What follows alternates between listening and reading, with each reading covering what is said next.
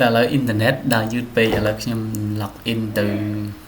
កាន់ router ដើម្បីធ្វើការ restart reboot router មួយដើម្បីឲ្យវាដំណើរការស្រួលឡើងវិញឥឡូវខ្ញុំបាយ IP ខ្ញុំបើក browser ហើយខ្ញុំបាយ IP address ចា192បាទចុច 128.1.1 អានេះគឺ router អញ្ចឹងតាមប្រភេទ router របស់អ្នកទាំងអស់គ្នាទេអញ្ចឹង IP វាមិនប្រកាសថាជា IP បែបហ្នឹងទេអញ្ចឹងខ្លះ IP ផ្សេងអញ្ចឹងបើយើងចង់ដឹងថាតើ IP កុំព្យូទ័រយើងយ៉ាងម៉េចយើងអាចធ្វើការ check បានអញ្ចឹងយើងអាចចូលទៅកាន់ setting នេះ setting មក start ឲ្យយើងចូលកាន់ setting ហើយ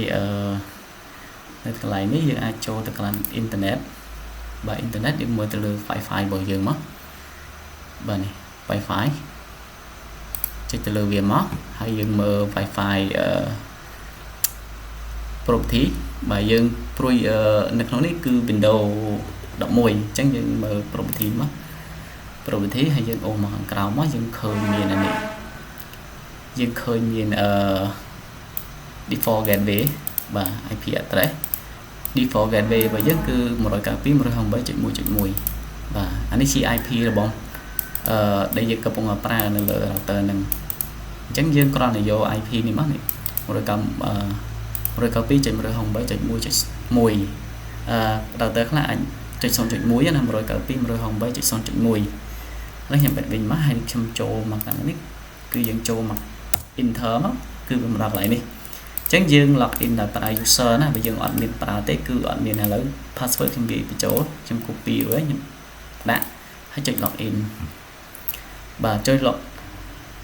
នេះ router smartphone ណានៅពេលដែលយើងចុច log in ហើយដើម្បីចូលទៅកាន់ reboot router បានគឺយើងចូលទៅកាន់ advanced setup បាទចូល advanced setup ហើយគឺយើងចូលកន្លែង manage បាទបន្ទាប់ពីយើងចូលកន្លែង manage ហើយយើងយក device management មកបន្ទាប់ពីយើងយក device management ហើយគឺយើងអាចធ្វើការចុច reboot អញ្ចឹងយើងចូលទៅកាន់ reboot មកហើយចុច visual បញ្ជាក់ហើយយើង OK ទៅវាកំពុងតែ reboot នេះ please wait the device is rebooting អូខេយើងរងចាំអញ្ចឹងនៅពេលយើង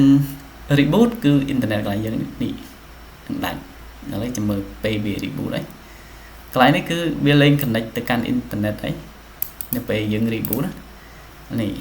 គឺវាដាច់បាទគឺវាដាច់ហើយគឺវាដាច់ហើយ connecting ហើយអញ្ចឹងវីដេអូនេះគឺមានតែប៉ុណ្្នឹងទេ